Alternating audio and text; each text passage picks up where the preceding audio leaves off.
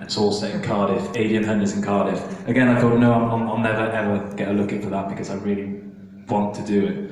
But I got an audition. I went in and 3 weeks went by. It was just one audition. I already knew Russell from doing Mine or Mine, which is a show he did it with Griff Rhys-Jones in Swansea. And I played a character called Yanto Jones. And what happened is they had to cut this 6-part TV series into 5 because of a scheduling confliction. And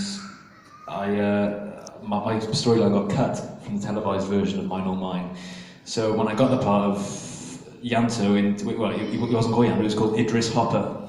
And when I got the part, as a little nod and as a little apology for cutting my storyline, they gave me my name back, Yanto Jones. And that's how I got into it. But it was 3 weeks it took them to tell me. I thought I hadn't got it. I was about to jump on the train and go and audition for an old coward play. And I was just about to step on the train, and my agent called up and said, "Don't get on the train! Don't get on the train!" So I got on the train and said, "You've got Torchwood." And I went and had a celebratory pint in the Cock Tavern on Great Portland Street. You don't need to know any of this information. You know why it took 3 weeks? Why is that? They were waiting for Anthony Hopkins to make his mind up. That's right, yeah, that's exactly what it was. Yeah. Chris Pratt couldn't do it, so they thought, well, get in. Colin, you alluded to the way of shooting episodes we got to do it the other day before the actual way of reversing and then shooting. And now it's quite different. Is it more just there's a script to go? Well, not even that. The script will change up until 5 minutes before you go on as well. So I stopped learning lines because it would always change. If I learned something really well, then it would bound to change, and then I'd have to relearn it. So I get the gist of what's going on in the scene, and then await the rewrites. And you get 2 or 3 rehearsals in front of the camera, and the rehearsals are more for the camera and the grip and the crew than it is for the actors these days. You're expected just to jump in there and do it. Because there's a lot of people here, we're going to start opening questions to the audience. So does anyone have a question right away? Probably not Gary. Go. What was it like when you first stepped onto the set of this episode and talking about The Torchwood set was incredible, especially, and we were very, very lucky. The producer kept reminding us that the BBC do not fork out for 3-dimensional physical sets that much anymore because of the advances we've made with digital technology. So there's a lot of green screen going on, and it's very rare they'll build a big, physical, expensive set. But we were lucky with Torchwood. They wanted something real. They wanted something that could be touched and moved.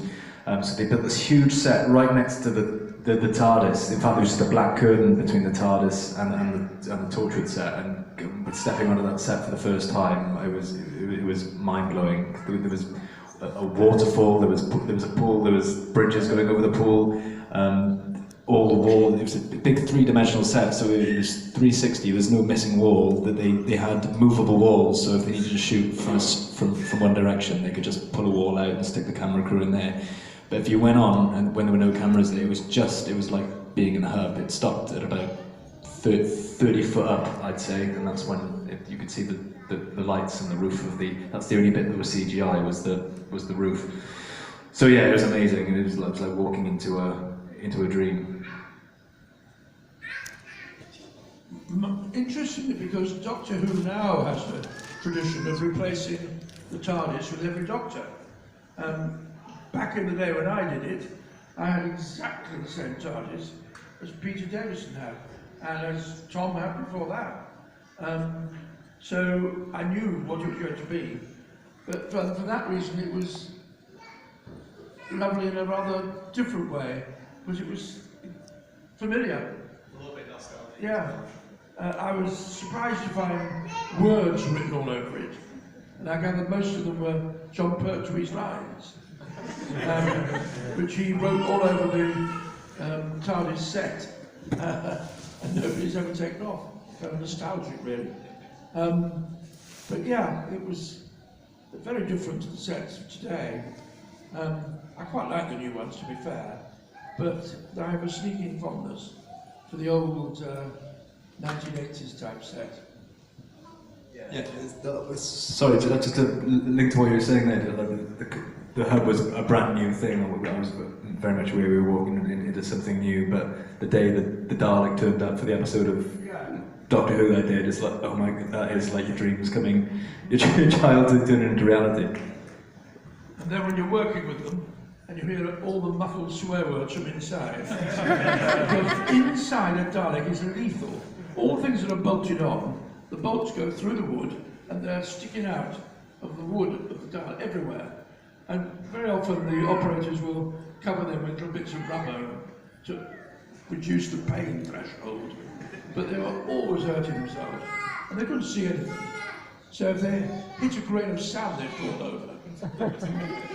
But I remember one night after filming Revelation of the Daleks, upstairs at the BBC then, don't know if it's still there, was a bar where you would go and have an orange juice after your hard work before going home.